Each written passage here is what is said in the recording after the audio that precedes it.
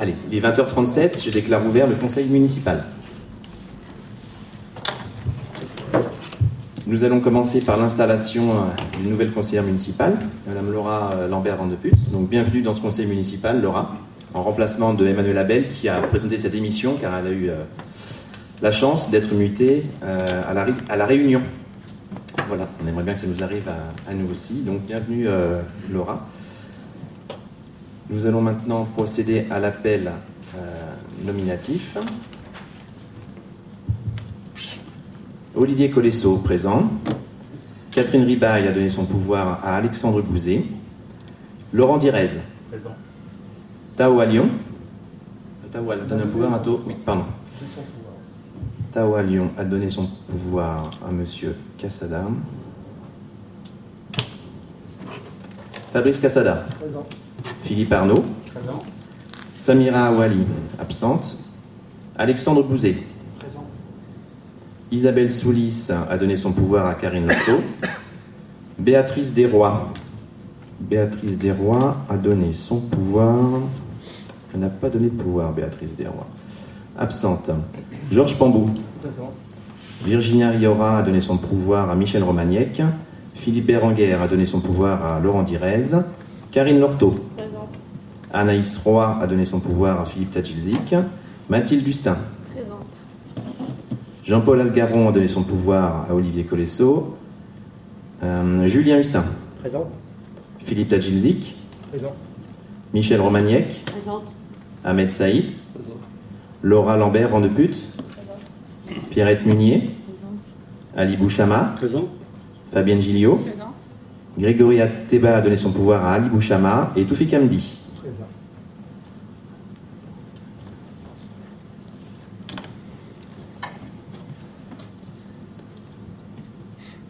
C'est présent.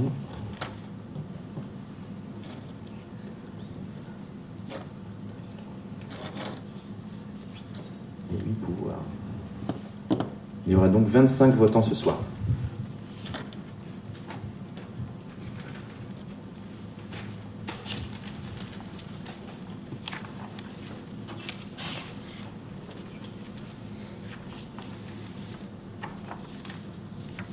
À l'ordre du jour ce soir, nous commençons par la désignation d'un secrétaire de séance. Alors, c'est Laura qui s'est désignée spontanément. Donc y aura-t-il des avis contraires? Qui serait contre? Qui s'abstiendrait? Merci. Donc Laura, secrétaire de séance. Approbation du procès-verbal du conseil municipal du 8 mars 2023. Nous avons 2 PV à approuver. Vous avez reçu les procès-verbaux avec la convocation. Donc qui serait contre ou qui aurait des remarques à faire sur le procès-verbal du conseil du 8 mars 2023? Oui. Attendez, là c'est des remarques ou c'est contre en fait? Contre. Ça marche. Contre. Qui s'abstiendrait? Merci.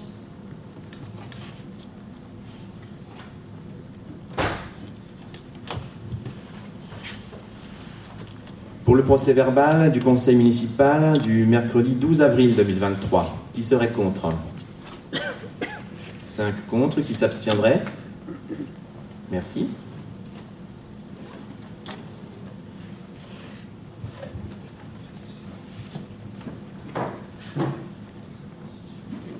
Ensuite, nous attaquons les délibérations proprement dites. Alors, premier projet de délibération qui porte tarification des activités culturelles à compter du 1er septembre 2023. Alors, il s'agit des tarifs qui sont appliqués aux personnes inscrites au cours de poterie, aquarelle, mini-school, etc. Nous prenons ces délibérations parce qu'en fait, c'est des délibérations que jusqu'à présent nous prenions chaque année, pour chaque année scolaire. Mais on n'est pas obligé de faire comme ça. Donc là, on prend une délib, on marque à compter du 1er septembre 2023, comme ça nous ne prendrons plus ce genre de délibération que dans l'hypothèse où nous changions les tarifs. Donc, voilà. Donc c'est cette délibération qui est présentée au vote ce soir. Pour rappel, le tarif horaire adulte est de 6 € et le tarif horaire enfance est de 5,30 €. Il est précisé dans le projet de délibération que nous appliquons le même tarif aux habitants de Chanteloup comme aux habitants des autres communes de l'agglomération de Marne-et-Gondoire. Ça, c'est une politique de cette municipalité que nous assumons. Et nous précisons que les factures seront établies éventuellement. Donc ça, c'est pour l'ATP et ça permet à nos agents de procéder à la facturation et d'encaisser les recettes comme prévu. Voilà. Donc qui serait contre cette délibération? Qui s'abstiendrait? Merci.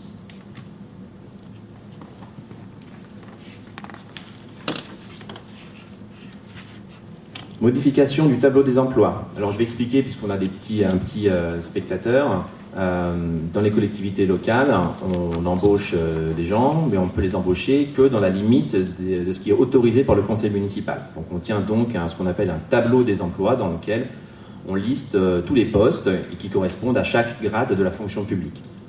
Quand on veut embaucher quelqu'un de nouveau, il faut créer son poste, donc on passe en conseil municipal. Mais parfois, il y a la carrière des agents qui fait qu'ils changent de grade. Donc ce n'est pas du personnel supplémentaire que nous employons, mais c'est pour permettre aux agents qui évoluent dans leur carrière de pouvoir trouver le grade qui correspond à leur avancement. Donc là, c'est le cas ce soir. Il y a, vous l'avez vu, je dois mettre mes lunettes, en adjoint d'animation principale de deuxième classe, un animateur principal de deuxième classe, un adjoint administratif principal de deuxième classe et un adjoint de maîtrise principal. Ces 5 lignes correspondent à des avancements dans la carrière. Il ne s'agit pas d'effectifs supplémentaires ni de postes supprimés. Voilà. Qui serait contre cette modification du tableau des emplois? Qui s'abstiendrait? Merci. Mise en place d'un contrat d'apprentissage. Alors là encore, dans une collectivité locale, on a du personnel titulaire, c'est-à-dire des fonctionnaires qui sont employés pour toujours en quelque sorte. On a aussi des contractuels, qui sont des contrats qui sont à temps duré, qu'on peut renouveler, mais qui n'ont pas le statut de fonctionnaire exactement. On peut aussi faire appel à des stagiaires. On a voté une délibération pour nous permettre de recourir au stage, je crois, il y a 1 ou 2 conseils municipaux de cela. Et là, nous décidons de mettre en place un contrat d'apprentissage. Alors, il faut savoir que la mise en place d'un contrat d'apprentissage n'est pas une délibération cadre, il faudra en prendre une à chaque fois qu'un contrat d'apprentissage est envisagé. Donc là, en l'espèce, vous avez vu dans la convocation et dans le projet de délibération qu'il s'agit d'un stagiaire qui interviendra au service événementiel, culture, association. Voilà. Donc c'est une possibilité nouvelle que s'offre la commune. Vous voyez qu'il y a des références qui sont liées à la formation de l'apprenti, puisque l'apprenti passe une partie de son temps au travail avec nous et une partie de son temps dans son école. Donc là, c'est un master 1 ou 2 en communication web, digital, événementiel. Et c'est une formation de 12 ou 24 mois. Donc il se partagera entre le travail qu'il effectuera ou elle effectuera à Chanteloup et ses périodes d'apprentissage en école. Voilà. Donc pour signer ce contrat d'apprentissage, j'ai besoin de l'autorisation du conseil municipal que je vous demande par ces délibérations. Donc qui serait contre la mise en place de ce contrat d'apprentissage? 5 contre. Qui s'abstiendrait? Je vous remercie. Voilà. Là, on arrive aux délibérations financières, enfin budgétaires. Donc, c'est la partie la plus importante de ce conseil de ce soir. Vous vous souvenez que lors du vote du BP en avril, la trésorerie n'avait pas été en situation de nous donner son compte de gestion. Nous avions donc voté le BP sur la base d'un rattachement provisoire, enfin d'une affectation provisoire du résultat. C'est pas grave en soi puisqu'on a jusqu'à fin juin pour voter le compte de gestion et le compte administratif, donc c'est ce que nous faisons ce soir. Alors le compte de gestion, là encore pour les gens qui nous regardent, c'est la comptabilité en miroir tenue par la trésorerie de celle tenue par la collectivité. Donc en gros ce sont les mêmes agrégats, les mêmes chiffres et lorsqu'on présente l'approbation du compte de gestion et derrière l'approbation du compte administratif, il y a obligatoirement une égalité dans les sommes qui sont présentées. Donc on commence, ça c'est la procédure, par l'approbation du compte de gestion. Donc je rappelle, ce n'est pas un document, ce ne sont pas des chiffres qui sont produits par la commune, mais qui nous viennent de la trésorerie de Chelles. Voilà. Donc, qui serait contre l'approbation de ce compte de gestion?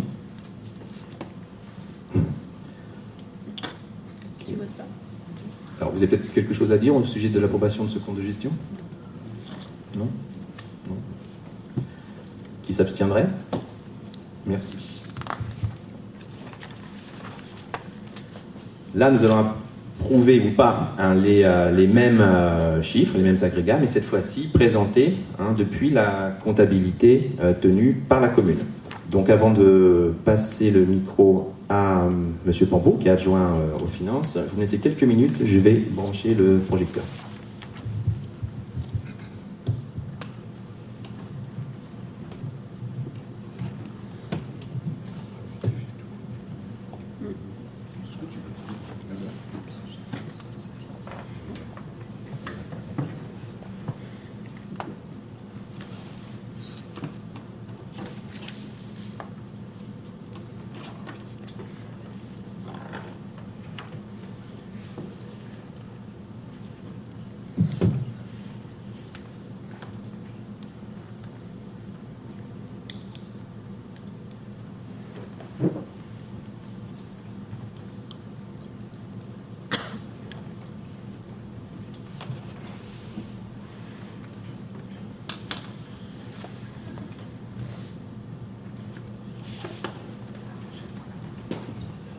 Pendant que ça chauffe, donc le compte administratif, c'est les comptes qui sont arrêtés pour l'exercice 2022, pour la période du 1er janvier au 31 décembre 2022.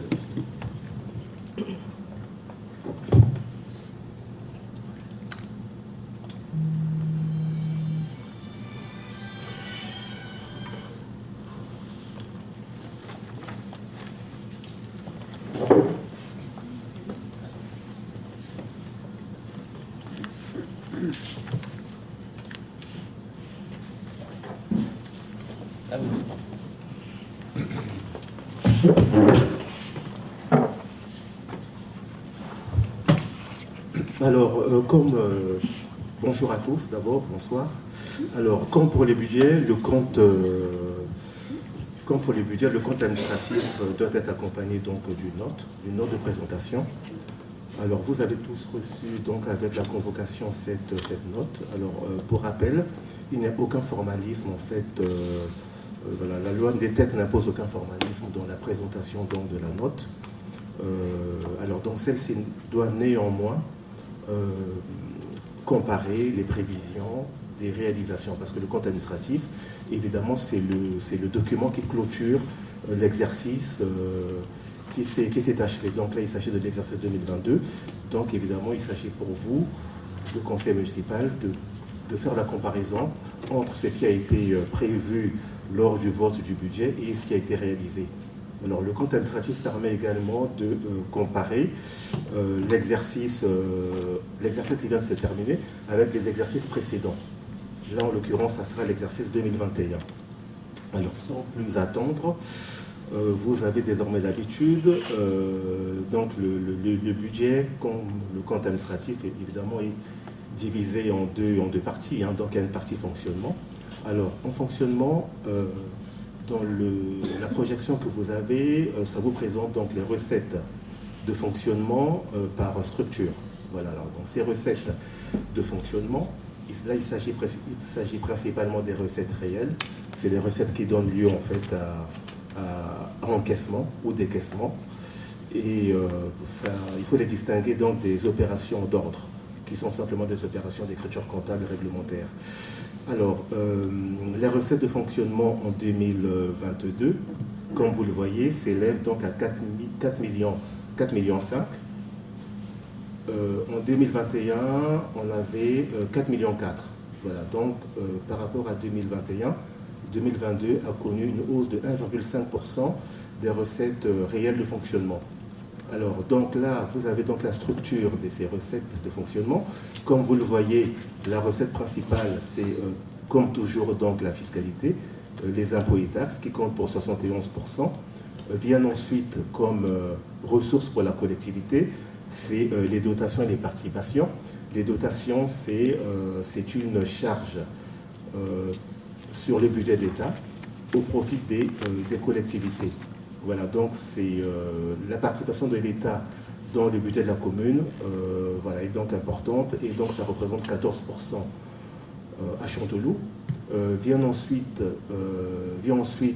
les produits de service. C'est donc les recettes liées à la facturation par rapport à certaines activités et par rapport également à la redevance pour l'occupation du domaine public. Oui. Je rappelle à chaque fois qu'on vote un compte administratif que les 12-13% selon les années que représentent les produits de services au domaine et ventes diverses, c'est beaucoup par rapport à la moyenne nationale, puisque la moyenne nationale, c'est en gros 6-7%. Alors Chanteloup, pourquoi est-ce que les recettes des services facturés essentiellement aux familles, donc c'est la cantine, le périscolaire, représentent une telle part? En fait, c'est une part qui est relative. Malgré tout, bien que les impôts soient élevés à Chanteloup, nous n'avons pas beaucoup de rentrées fiscales pour une commune de notre taille, parce que nos bases sont assez faibles. Donc en proportion, eh bien forcément les autres recettes représentent une part plus importante. Et gardez en tête que en France, la moyenne c'est à peu près 6-7%. Donc c'est pour ça que la commune avait été particulièrement aussi impactée au moment de la Covid, parce que quand les services extrascolaires, périscolaires ont été fermés, eh bien tout de suite ça a été une perte sèche de plusieurs centaines de milliers d'euros, qui avait vraiment durablement affecté la situation financière de notre commune. Alors donc si on regarde dans le détail suivante, donc les recettes réelles de fonctionnement, donc là on a parlé donc des produits de services. Alors donc s'il faut comparer par rapport au budget 2022, le taux de réalisation est de 108%. Au budget 2022, la prévision était de 489 000 euros, avec une réalisation de 530 000. Donc on a, concernant les produits de services, on a facturé beaucoup plus que ce qui avait été prévu donc, au BP.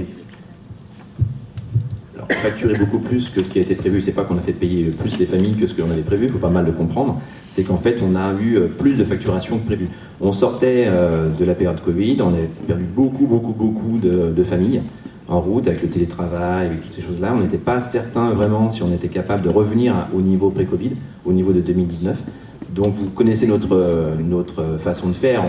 Lorsqu'on vote, lorsqu'on prépare des budgets primitifs, on a tendance à minorer les recettes et à majorer les dépenses systématiquement. On préfère avoir des bonnes surprises en fin d'année plutôt que de mauvaises. Et donc là, à 530 000 euros, on est revenu à un niveau pré-Covid, avec en plus une stratégie qui a bien fonctionné pour la commune, qui est celle d'ouvrir nos services aux petites villes voisines qui n'ont pas notamment d'accueil de loisirs. Ce qui a permis, comme les coûts de ce service sont fixes pour la commune, eh bien, nous avons une approche de type hôtellerie, c'est-à-dire qu'on essaye de tendre vers le maximum de taux d'occupation, ce qui est le cas. On a, je crois, une quinzaine d'enfants de Jossigny qui viennent, je parle sous le contrôle de M. Cassala. On en a aussi de Gouverne, Guermantes, Conches, qui ont d'ailleurs fermé leur CIVOM. C'est vraiment une très bonne affaire au niveau territorial, ce que nous avons offert. Et voilà, donc, et ça nous permet, bien sûr, en faisant toujours bien attention de ne jamais aller au-delà de nos propres capacités, eh bien, d'engranger plus de recettes. Et ça, notre commune en a besoin. Alors, concernant la fiscalité, au budget 2022, on avait prévu 3,1 millions. On a réalisé donc 3,2 millions, soit un taux de réalisation de 103%. Alors, dans la fiscalité, évidemment, c'est la fiscalité directe locale qui est la plus importante. La fiscalité directe locale, en fait, c'est la taxe foncière bâtie, la taxe foncière non bâtie. Donc, on a perçu 2,8 millions. Dans la fiscalité, il convient également de rajouter ce qu'on appelle la fiscalité reversée, c'est-à-dire c'est des recettes fiscales que nous reverse l'intercommunalité de Marne-et-Gondoire. Donc, on a plus de 300 000 euros qui nous sont reversés, donc qui permettent donc d'abonder en fait nos recettes fiscales. Une dernière recette fiscale qui est assez faible, mais qui est assez importante néanmoins pour la collectivité, qui est très peu connue. On a perçu 62 944 en 2022. Ça concerne principalement la taxe sur l'électricité. Voilà, donc sur notre facture d'électricité, on paye une taxe. Il y a diverses taxes, des taxes qui reviennent notamment à l'État, mais également aux collectivités comme Chanteloup. Et donc c'est lié également à la facture, voilà, donc au montant de nos consommations électriques, voilà, donc il y a une taxe qui nous sont reversées. Alors, autre recette importante dont on a parlé tout à l'heure, ce sont donc les dotations. Les dotations sont des recettes externes qui nous viennent principalement donc de l'État. En l'occurrence, il s'agit donc de la DGF. Alors la DGF, c'est la dotation globale de fonctionnement, qui est composée d'un certain nombre de dotations. C'est un peu complexe, mais c'est comme ça. Il y a ce qu'on appelle la dotation forfaitaire, la dotation de solidarité rurale qui concerne les petites communes, et ensuite une dotation qu'on appelle la dotation nationale de péréquation, qui est variable selon le potentiel fiscal, selon la richesse des communes. Alors, autre dotation, c'est la CAF. On a plus de 100 000 euros de recettes. Alors, la CAF participe au financement de communes pour les aider justement dans les prestations scolaires, périscolaires. Donc, voilà, donc la CAF nous apporte un accompagnement financier assez important. Alors, dotation et participation, on l'a vu, c'était le deuxième poste des recettes de Chanteloup, donc il faut être très très vigilant. Monsieur Pambou disait à juste titre que le calcul de la DGF répond à des principes qui sont assez complexes. Malgré tout, il y a quand même quelques grandes lignes directrices, notamment la population de la ville et la longueur de voirie. Eh bien, ces deux postes sont très dynamiques à Chanteloup-en-Brie. Pourquoi ? Parce que la population augmente. Même si là, pendant 3 ans, il n'y aura pratiquement pas de livraison de logement. Elle a beaucoup augmenté depuis le dernier référendum de 2020. Et donc le prochain référendum, c'est 2026. Recensement, c'est 2026. Et il faut bien réussir son recensement. Il faut oublier personne, il faudra frapper à chaque porte. Parce que tout compte, il faudra sortir avec la plus grande population possible pour conforter nos dotations. La partie voirie également est dynamique à Chanteloup-en-Brie, puisqu'on a beaucoup de voiries qui aujourd'hui sont en gestion, et pas mal, en gestion par les aménageurs publics. Et à chaque fois qu'une rétrocession est faite, à chaque fois que des voiries sont données à la commune, eh bien, il faut avertir l'État de telle sorte qu'il mette à jour la longueur de voirie de la commune pour, encore une fois, nous calculer une DGF plus avantageuse. Voilà. Pour la CAF, 117 000 euros, c'est pas rien. C'est des subventions qui sont versées en phase de services qui sont offerts par la commune, essentiellement à la jeunesse. Vous avez suivi notre activité, vous savez qu'il y a quelques mois, la commune de Chanteloup, avec 10 autres communes de l'agglomération, ont signé une convention territoriale générale, je crois que c'est ça le G, avec la CAF. En fait, pour faire simple, la CAF ne veut plus, à terme, s'adresser aux communes directement. Elle veut s'adresser à moins d'interlocuteurs, donc idéalement les agglomérations, mais à défaut des groupes de communes. Et le fait que Chanteloup signe cette CTG nous permettra d'avoir des financements supplémentaires de la CAF. Alors pas pour les services déjà existants, la CAF était très claire, enfin pas plus d'argent pour l'accueil de loisirs principalement, mais pour la mise en place de nouvelles politiques sociales. La parentalité, le logement, et puis d'autres choses qui sont encore à imaginer. La dernière réunion de la CTG a eu lieu à Chanteloup-en-Brie, dans cette salle, il y a 3 semaines, et on aimerait bien mettre aussi des dispositifs en faveur du handicap, qui n'existent pas aujourd'hui. Donc voilà, donc ça aussi, les dotations, il ne faut pas être passif, il faut être proactif dans notre approche, parce que l'argent ne tombe pas du ciel, et il faut vraiment bien suivre les évolutions législatives, pour être toujours du bon côté de l'histoire. Voilà, pour terminer sur les dotations, ne pas donc oublier également la dotation des compensations fiscales, qui sont des dotations qui sont très très importantes. Les compensations fiscales en fait ont pour objectif en fait pour l'État de compenser aux collectivités les dispositions qu'elle prend pour exonérer certains contribuables de l'impôt, notamment en matière de taxes foncières concernant les entreprises notamment. Certaines entreprises sont exonérées de taxes foncières. Et donc l'État compense, peut-être pas dans l'intégralité, mais du moins partiellement, les exonérations qu'elle accorde à ses contribuables et qui impactent en fait le budget de la commune. Voilà, alors là, c'est pas un sujet qui est purement municipal, mais c'est un sujet qui politiquement est très très important. On voit bien la tendance, c'est-à-dire que l'État, qui malgré tout est très endetté depuis très très très longtemps, veut malgré tout stimuler l'économie, ou je sais pas, en baissant les impôts, mais au lieu de baisser les siens, il baisse ceux des autres en général. Et ce qui nous met comme les collectivités dans une situation très difficile. Et pour compenser ces situations difficiles, l'État nous verse des sous. Donc c'est des mécanismes en fait qui sont, de mon point de vue, inutilement complexes, mais surtout qui ont pour conséquence de déposséder les communes ou les collectivités de leur autonomie fiscale et de les mettre en très très très grande dépendance vis-à-vis de l'État. Parce que le jour où l'État décide de ne plus compenser, ou de compenser moins, ou de figer les compensations, eh bien, ce sera à nous de nous serrer la ceinture. Justement, notamment comme contribuable qui est fortement exonéré, c'est les bailleurs sociaux. il y a une politique justement d'encouragement des communes d'installer en fait des logements sociaux, mais à savoir néanmoins que ces bailleurs sociaux, qui ont donc un patrimoine mobilier important, sont totalement exonérés et la compensation au budget de commune n'intervient qu'à hauteur de 8%. Voilà, donc c'est un manque à gagner assez important.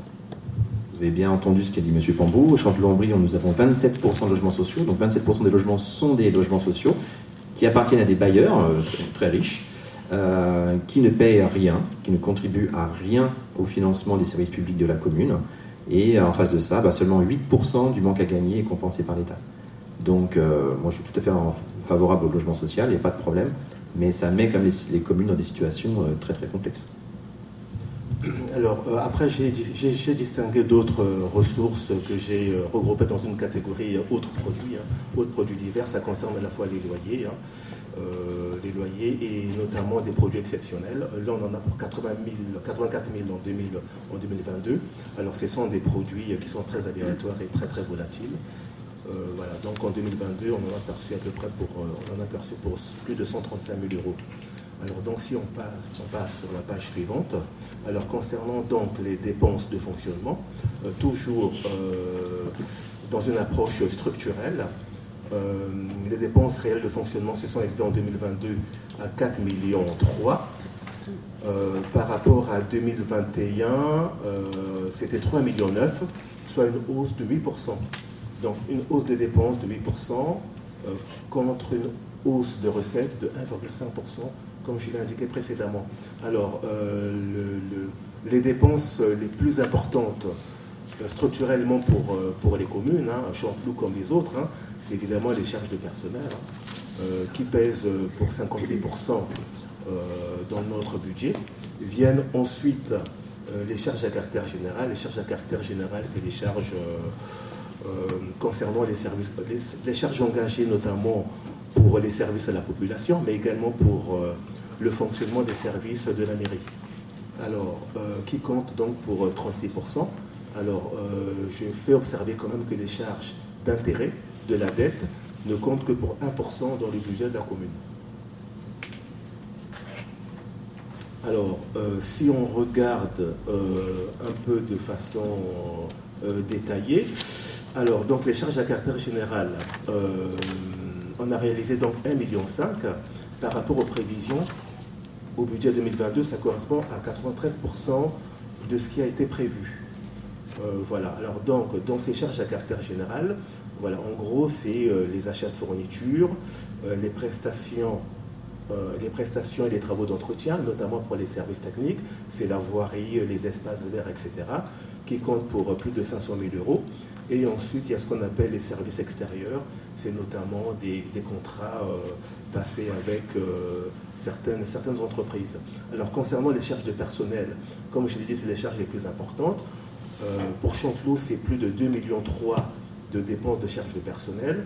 En termes de réalisation, on est à 97%. Les charges de personnel, le taux de réalisation est assez important parce que c'est des charges relativement prévisibles. Donc quand on fabrique le budget, on est au plus juste. Et alors, donc, dans ce tableau, j'ai tenu à distinguer en fait le coût du personnel titulaire et du personnel non titulaire. Donc le personnel titulaire pèse pour 1,2 million dans le budget de la commune, et donc les non titulaires, c'est-à-dire les contractuels, pèsent pour plus de 300 000 euros. Voilà, exactement.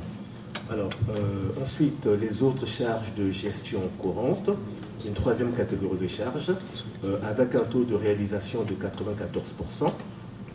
Donc en valeur, on est à plus de 247 000 euros. Dans cette catégorie de charges, on a les indemnités des élus,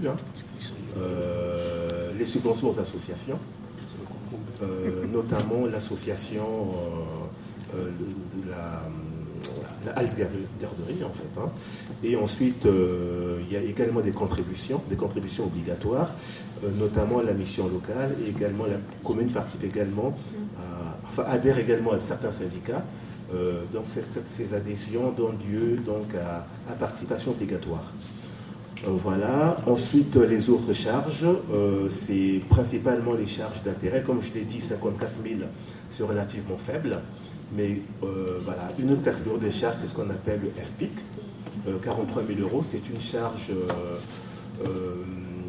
c'est une charge de péréquation. En fait, c'est une charge qui est prélevée sur le budget de la commune et qui est ensuite comment dire, répercutée en recettes au niveau des communes beaucoup plus pauvres que la nôtre. Voilà, donc pour des charges, des dépenses à caractère réel. Alors en synthèse, concernant le fonctionnement, il en ressort un résultat de fonctionnement de plus de 100 000 euros. Hein. Dans les présentations précédentes, on parlait plutôt de charges réelles, mais enfin des charges réelles et des recettes réelles. Mais il existe d'autres catégories de recettes et de charges qu'on appelle les opérations d'ordre. Au total, on a plus de 4,3 millions de dépenses de fonctionnement qui regroupent à la fois les opérations réelles et les opérations d'ordre en dépenses. On a 4,5 millions concernant les recettes réelles et les recettes d'ordre. Donc en dépenses, par rapport à la prévision budgétaire, on a le taux de réalisation de 94%. Et en recettes, le taux de réalisation est de 88%. Voilà donc pour ce qui concerne donc le fonctionnement. Donc on va tout de suite passer à par rapport donc à l'investissement. Alors donc en investissement sur l'exercice 2022, les recettes réelles, donc c'est les recettes qui donnent lieu à encaissement, hein, se sont élevées à 648 000 contre 909 000 en 2021. Alors la variation est assez importante parce que là il s'agit de l'investissement, il ne s'agit pas du fonctionnement. Donc le niveau d'investissement est variable fortement d'un exercice à l'autre. Alors dans ces recettes d'investissement, en 2022, c'était principalement composé en fait de l'excédent de fonctionnement capitalisé. C'est-à-dire qu'on avait une somme de 376 000 euros qui correspond en fait à un prélèvement sur le fonctionnement pour financer justement nos dépenses d'investissement. Voilà. Et l'autre recette importante en investissement, c'est le FCTVA, c'est le fonds de compensation de la TVA. Il faut savoir que les collectivités ne sont pas soumises au régime de la TVA de la TVA déductible comme les entreprises. Voilà, donc comme on est exonéré de ce régime, l'État compense donc aux collectivités le surcoût de TVA qui pèse sur nos dépenses, sur certains de nos dépenses en réalité. Voilà. Juste pour l'anecdote, parce que c'est un mécanisme qui est assez complexe, le FCTVA. Comme M. Pambou dit, certaines de nos dépenses, c'est bien certaines. Par exemple, quand on élague les arbres, quand on élague un arbre, il n'y a pas de remboursement de FCTVA, sauf si l'arbre est au bord de la route, par exemple. Donc il faut bien demander aux prestataires de faire deux facturations séparées. Donc il y a comme aussi, là aussi un petit peu de mécanique derrière à maîtriser. Voilà, à savoir qu'évidemment, la TVA, le taux de TVA, le taux... Il faut mettre tous les arbres au bord de la route. Voilà, c'est une stratégie. C'est une stratégie. Voilà, alors donc, à savoir que le taux normal de TVA actuel en France est de 20%. Et donc le taux de remboursement, enfin le FCTVA, est pris en charge à 16,4%. Voilà. Alors concernant donc les dépenses, alors les dépenses concernant 2022, les dépenses réelles se sont élevées à 471 000 euros contre plus de 1 million en 2021. Alors comme je l'ai dit précédemment, hein, aussi bien en recettes qu'en dépenses, en investissement, c'est un cycle. Donc il y a des cycles hauts et des cycles bas. Voilà. Donc en 2021, on a eu un cycle haut qui est lié notamment à l'achèvement, à la construction du CTM, du Centre technique municipal. Voilà, ce qui explique évidemment qu'on était à 1 million d'euros en 2021 et seulement à 400 000 de dépenses d'investissement en 2022. Alors les dépenses d'investissement peuvent se diviser en plusieurs catégories. Hein. Il y a ce qu'on appelle les dépenses d'équipement. Les dépenses d'équipement, en fait, c'est ce qui concerne donc les immobilisations incorporelles, Les immobilisations corporelles, en fait, c'est les études et parfois les dépenses liées en fait aux documents d'urbanisme. Alors, il y a les immobilisations corporelles et les opérations travaux. Ça, c'est voilà, les opérations. Vous les avez au niveau de la maquette du compte administratif. Vous avez également le numéro et le libellé de chaque opération. Voilà. Donc, au total, on en a pour plus de 200 000 euros d'immobilisation corporelle, qui regroupe donc les immobilisations corporelles à proprement parler, et également ce qu'on appelle les opérations et les travaux. Alors ensuite, deuxième catégorie de dépenses d'investissement, que j'ai mis en autres dépenses, ça concerne principalement donc l'amortissement de la dette. Donc en 2022, on a remboursé plus de 170 000 euros de capital de la dette. Alors, il se trouve que la commune rembourse également la taxe d'aménagement, qui normalement est une recette, mais quand elle est perçue à tort, ça a été le cas les années précédentes. Donc, la Direction générale des finances publiques nous a mis en demeure de rembourser en fait des recettes de taxes d'aménagement que nous avions perçues précédemment. Voilà, il y a un aléa jusqu'à présent au niveau de la taxe d'aménagement. Jusqu'à présent, en fait, la taxe d'aménagement a été payée à l'occasion de la délivrance du permis de construire, enfin de l'autorisation d'urbanisme, ce qui fait qu'on pouvait encaisser une recette et le permis, l'autorisation, pouvait faire l'objet d'une annulation ou d'un retrait.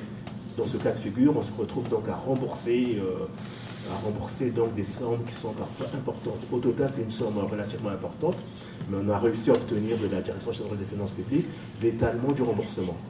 Voilà. Voilà. Alors donc, pour rester sur la taxe d'aménagement, c'est pour dire simplement qu'il y a eu une réforme qui concerne la taxe d'aménagement, qui concerne à la fois nos collectivités, mais également les usagers, hein, qui font des travaux d'extension chez eux. Donc, comme je le disais précédemment, les usagers payaient juste au moment de la délivrance de l'autorisation d'urbanisme. Le nouveau régime fait que l'usager paye la taxe d'aménagement à l'achèvement des travaux. Voilà, donc c'est peut-être plus intéressant pour l'usager, mais pour la collectivité, il y a quand même un aléa. Parce qu'il peut y avoir des phénomènes, dilatoires, de ne pas déclarer l'achèvement des travaux et donc d'éluder au moins temporairement le règlement donc, de la taxe. Donc pour nous, c'est un risque. Et puis ce que je pourrais dire aussi par rapport à la taxe d'aménagement, ça devrait normalement être à Chanteloup une recette très très importante, sauf qu'il y a un certain nombre de constructions qui se font sur la ZAC, et donc les constructions d'immeubles, de logements qui se font au niveau de la ZAC échappent à la taxe d'aménagement. Le périmètre ZAC est un régime particulier qui est exonéré. Donc voilà, donc il y a une partie donc, de la taxe d'aménagement qui nous échappe, alors que dans certaines communes où il y a des constructions mais hors ZAC, et ça constitue une recette parfois très très très importante. Alors voilà, concernant donc les dépenses d'équipement, alors le détail, en fait, vous l'avez au niveau de la maquette budgétaire. Si vous êtes curieux, il faut aller en page 118 et page 119. Vous avez la liste des dépenses, c'est-à-dire des acquisitions effectuées par la commune. Voilà, alors en synthèse, en investissement donc, on ressort avec, au niveau de l'exercice, la différence entre les recettes et les dépenses, on ressort en excédent de 273 000. Alors néanmoins, il faut corriger ce résultat de l'exercice par le résultat de l'exercice antérieur. L'année dernière, en clôture, on est sorti en investissement à moins 100 000 euros, donc on était en déficit. Donc si on prend en compte le résultat de l'exercice à proprement parler, on prend en compte le déficit de l'exercice antérieur, on sort avec un résultat de clôture positif, néanmoins de 173 000 euros. Voilà, alors le taux de réalisation, c'est le graphique, hein, le taux de réalisation en dépenses d'investissement est de 66%, toute catégorie d'opérations concernées, opérations réelles ou opérations d'ordre, comme c'est le cas pour le fonctionnement. Donc 66% de taux de réalisation en dépenses par rapport aux prévisions. En recettes, par rapport aux prévisions, on atteint un taux de réalisation de 91%. Voilà, donc en clôture, il convient également de prendre en compte ce qu'on appelle les restes à réaliser. En recettes, on en a pour 88 000 euros et en dépenses pour 143 000 euros. Ce sont donc des données que vous retrouverez quand on va pratiquer l'affectation définitive de résultats. Alors, dans la page suivante, voilà, parce que là, ce qu'on vient de voir, ce dont on vient d'exposer précédemment concerne un regard, je dirais, budgétaire de la situation de 2022. Mais il y a également un regard financier qu'on peut avoir sur les comptes de 2022. Voilà, donc c'est ce que vous avez sur ce tableau. Alors voilà, donc parmi les éléments financiers à prendre en compte, hein, c'est l'épargne brute. C'est un agrégat financier, hein. L'épargne brute qui est positif, qui s'élève à plus de 200 000 euros en 2022. Alors il y a un taux qu'on appelle un taux d'épargne brute qui est de 4,69%. Alors pour rappel, l'amortissement du capital est de 171 000 euros. Donc on a une épargne, là également c'est un agrégat financier, une épargne nette de 40 000 euros. Un encours de la dette, pour rappel, le stock de dette de la commune est de plus de 3,8 millions. Ça nous fait une capacité de désendettement de 18 ans. Alors tout ça pour dire que la situation de la commune, la situation sur le plan financier et pas budgétaire, reste néanmoins fragile. Quand on est arrivé aux responsabilités, la situation était déjà très fragile. Donc elle reste fragile, mais néanmoins maîtrisée. Alors, voilà donc pour cette présentation brève de l'exécution budgétaire 2022. Et donc, voilà, donc on va demander... Alors, avant de passer au vote, avant que je m'éclipse pour vous laisser voter, est-ce qu'il y aurait des questions sur le compte administratif? Non du tout. Plutôt le tableau qui est à l'intérieur. Merci. Donc comme il est de tradition, le maire ne participe pas au vote du compte administratif de sa commune. Donc je vais laisser, attendre que M. Cassada revienne. C'est pas grave, c'est pas grave. Donc je laisse M. Pambou la présidence du conseil, je m'éclipse, vous procéderez au vote, et puis vous m'appellerez quand ce sera fini, vous me ferez part du résultat s'il vous plaît.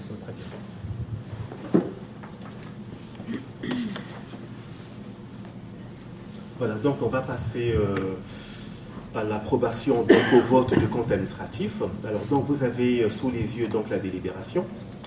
Alors donc je vais lire en fait les données chiffrées qui figurent donc sur la délibération, hein. Donc les réalisations de l'exercice, ça concerne donc les mandats. Les mandats, c'est donc les ordres de dépenses. Les titres, c'est donc les ordres de recettes donnés au comptable public, hein. En section de fonctionnement, les dépenses s'élèvent à 4 399 757,99 centimes. En recettes de fonctionnement, on a 4 514 812,91 centimes. En investissement, en dépenses, on a 471 495,56 centimes. En recettes, on a 744 720,43 centimes. Alors, donc, les reports que j'ai évoqués tout à l'heure, les reports qui viennent de l'exercice 2021, l'exercice N-1, en fonctionnement, on a 711 789,77. En section d'investissement, en report, c'est un report négatif, donc c'est une dépense, 100 112,92 centimes. Voilà, et donc les restes à réaliser, pour rappel, on a 143 576,38 centimes en dépenses, 88 263,72 en recettes. Alors, ce qui fait qu'en résultat cumulé, en dépenses, aussi bien fonctionnement qu'investissement, report précédent, les restes à réaliser, on a en dépenses cumulées 5 114 944,85 centimes. Et en recettes, on a 6 53 586,83 centimes. Donc je vais demander qui vote contre et qui s'abstient. Très bien, donc on considère le compte administratif comme approuvé. Le maire peut donc retenir.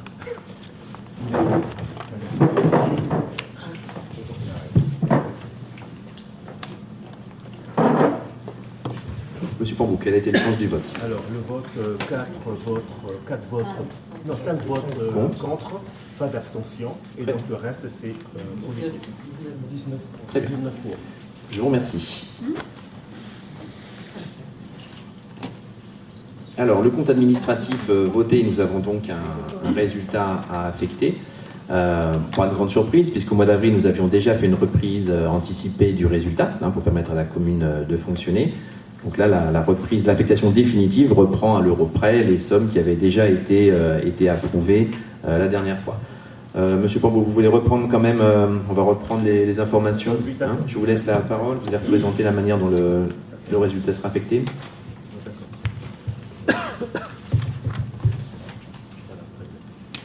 Alors voilà, donc là on va procéder à l'affectation définitive de résultats. Voilà, comme l'a rappelé Monsieur le maire, le vote habituellement, désormais généralement, le vote du budget et le vote du compte administratif, ça se fait de façon au cours de la même séance, donc c'est concomitant.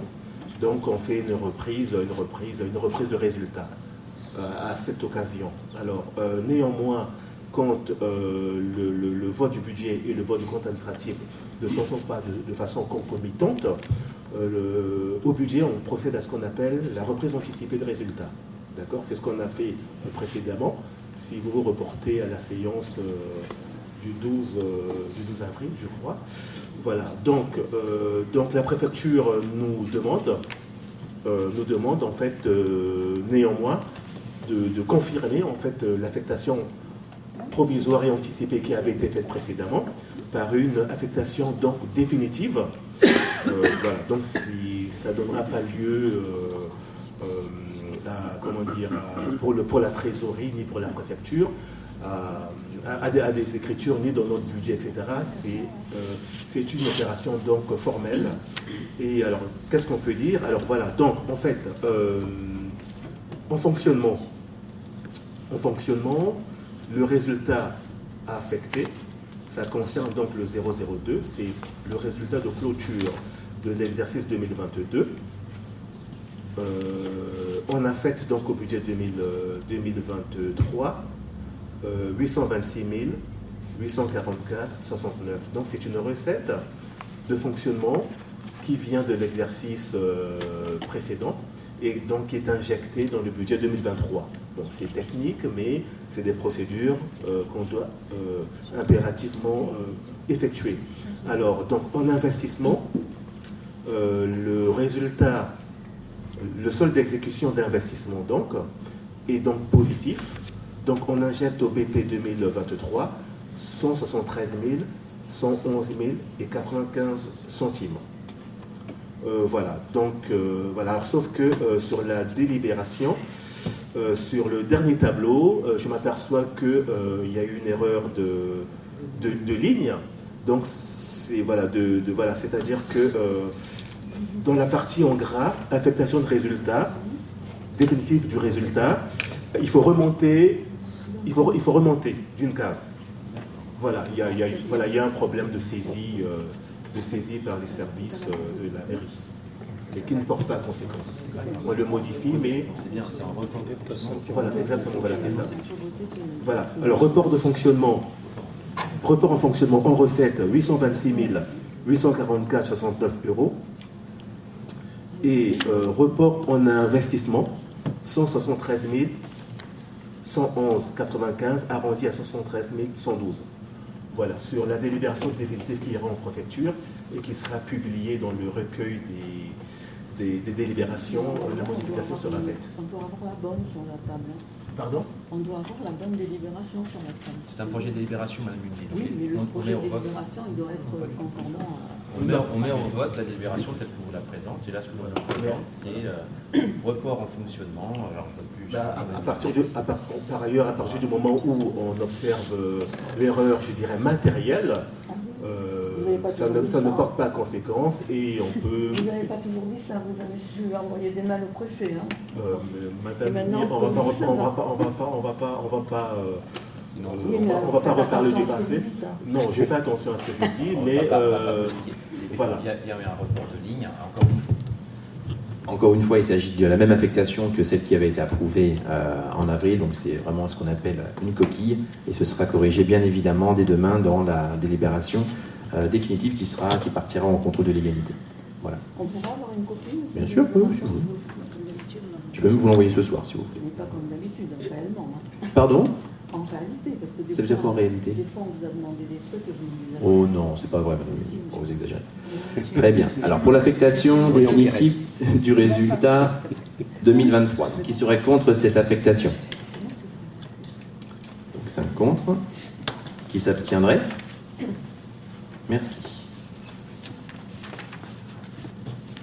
Voilà, il nous reste une délibération financière à passer qui consiste en une décision modificative, donc la première pour l'exercice 2023, et qui est motivée par 2 points. Le premier, c'est sur la partie investissement. Vous savez que maintenant, nous avons pris l'habitude de voter les investissements par opération, ce qui permet d'être plus clair dans les postes de dépenses en investissement. Hein. Chaque sujet, en fait, à chaque sujet est affecté une somme. Pour la partie du préau, nous n'avions pas budgété assez dans le BP 2022, puisqu'il y a eu des études de sol qui nous imposent de faire des scellements supplémentaires. Donc nous mettons à jour le montant budgété pour l'opération préau. Il s'agit du préau de la cour de l'école élémentaire. Donc ça implique que nous modifions le BP afin de pouvoir engager les dépenses nécessaires.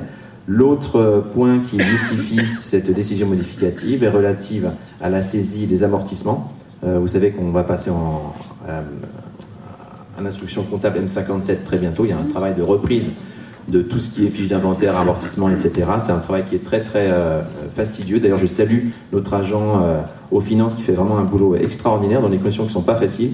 Le logiciel ne l'aide vraiment pas. D'ailleurs, on va en changer l'année prochaine. Bon, elle s'est trompée sur une petite ligne, ça c'est pas bien grave, donc on corrige. Et voilà, donc vous avez les sommes dans le tableau. Hein, bon, l'équilibre est respecté. Et voilà, donc les deux origines de cette décision modificative, une en investissement et une en fonctionnement. Voilà. Donc qui serait contre le vote de cette décision modificative? Madame Gilliot? Monsieur Boucharin? Vous ne votez pas? Pardon. Donc 5 contre. Qui s'abstiendrait? Merci. Nous en avons fini pour les délibérations. Il n'y avait pas eu de questions orales communiquées, je vais vous le confirmer. Donc il est 21h30 et je déclare le conseil. Oh oui, pardon. C'est pas oui, tout à fait, l'édition du maire. Un point d'information sur les... Ne notez rien, madame. Voilà. Alors là, je rechausse mes lunettes parce que je ne vois plus rien. Oui, vous faites bien.